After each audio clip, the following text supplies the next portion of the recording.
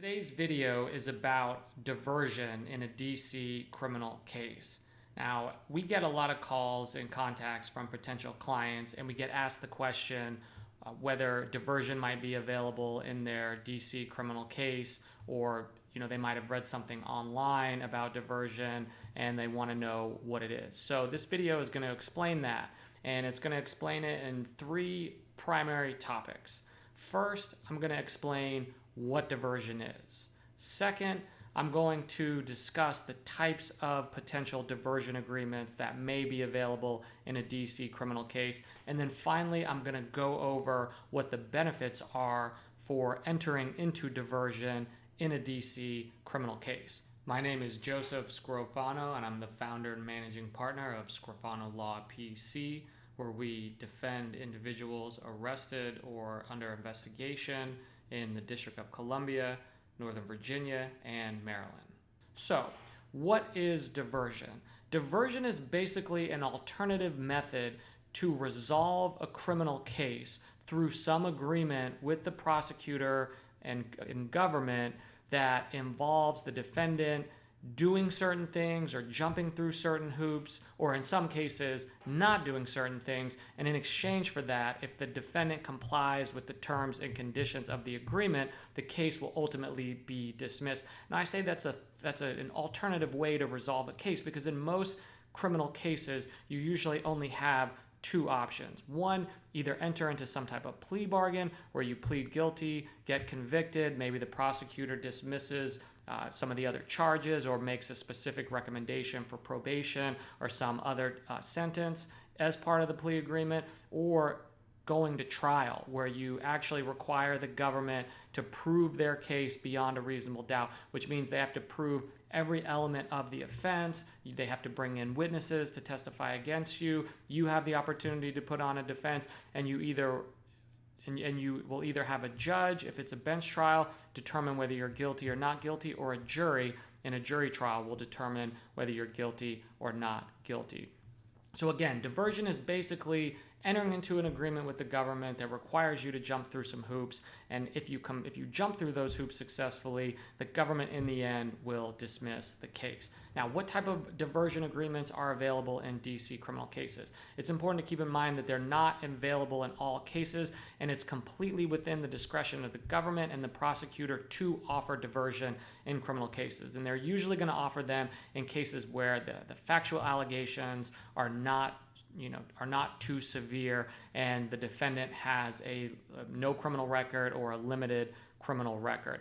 But to understand this and what may be available to you in a criminal case, you have to understand that in the District of Columbia, there's two separate prosecuting agencies. There's the Office of Attorney General of the District of Columbia. This is funded by the DC City Council, and they have jurisdiction to prosecute traffic offenses like DUI, reckless driving, driving with a suspended license. And then there's the United States Attorney's Office for the District of Columbia, where this office has jurisdiction to prosecute most other misdemeanors and all felony cases. The U.S. Attorney's Office for DC is a federal agency within the Department of Justice that has jurisdiction to prosecute local DC crimes in DC Superior Court, because DC is not a state and the federal government still retains some jurisdiction over the District of Columbia community and in DC Superior Court. So what type of diversion options may be available in a criminal case? One such agreement is called a Deferred Prosecution Agreement. The way a Deferred Prosecution Agreement works is you enter into a contract with the government, and as part of that contract, you're required not to get rearrested for a certain period of time. You're required to complete community service or maybe pay some fines or complete some classes, and they defer prosecuting you. So they might you might go to court, enter into the agreement, and then not come back to court for another 4 months, 6 months, a year, etc. And as long as you comply with the terms of the agreement, when you come back to court, you will have your case dismissed. Now, a second type of agreement that's similar to that is something called a Deferred Sentencing Agreement. Now, Deferred Sentencing Agreement is similar to a Deferred Prosecution Agreement, except for two important pieces. One, you actually have to plead guilty to enter into a deferred sentencing agreement. So you will go through the process of pleading guilty to an offense, and instead of getting sentenced, the government and the defense will continue the sentencing for a period of time. Could be 6 months, could be a year. And during that time period, if you comply with certain conditions, do community service, pay fines, go to classes, whatever it is that's negotiated as part of the agreement, you will come back to court. Your defense lawyer will move to withdraw your guilty plea, and then the government will dismiss the case.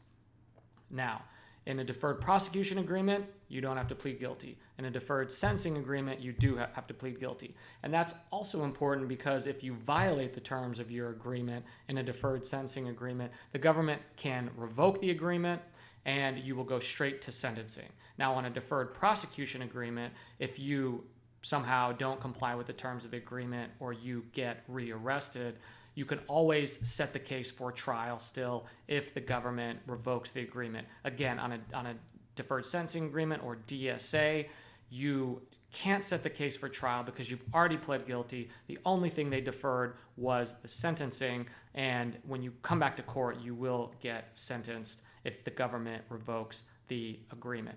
There are also certain types of diversionary courts in DC Superior Court. These two courts include drug court, or drug and alcohol court, and mental health court. And the way these courts are set up is you would enter into a type of agreement with the government, with the court. You will participate in drug or alcohol treatment or mental health treatment.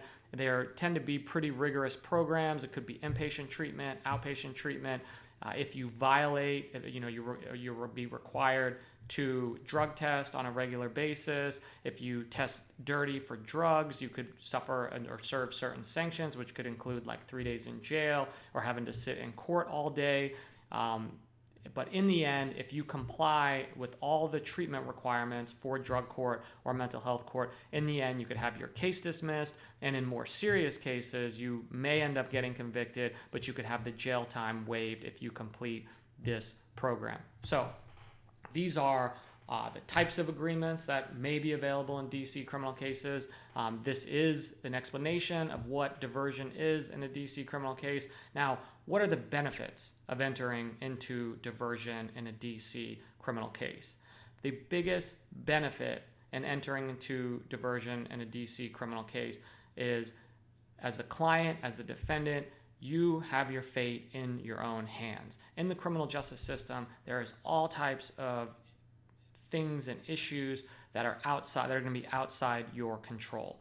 The prosecutor has a certain amount of power. The judge has a certain amount of power. They're going to do things that you and your defense lawyer may have no control over. And if you go to trial, it's up to the judge to determine whether you're guilty or not guilty if it's a bench trial. And if it's a jury trial, it's up to 12 members of the community to decide whether the government proved their case beyond a reasonable doubt or not. In a diversion agreement, you know if you do X, Y, Z, or A, B, C, and you complete those requirements, or you don't do certain things like stay away from a particular location or not get rearrested during the time in which you're in this agreement, you will have your case dismissed, guaranteed, and you're in control of whether that case gets dismissed or not.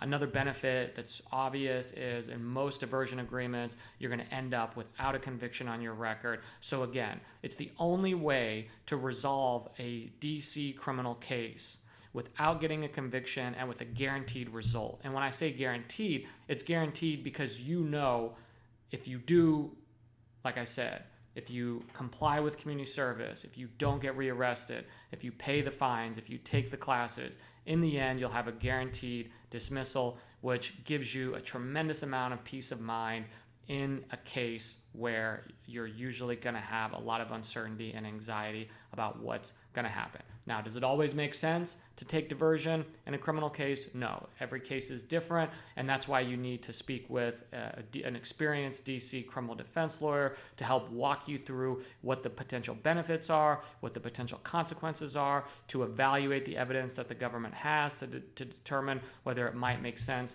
to go to trial. And certainly, if you are accused of something you didn't do, you definitely are not going to want to plead guilty as part of a diversion agreement if it's, like I said, a deferred sentencing agreement where you have to actually plead guilty.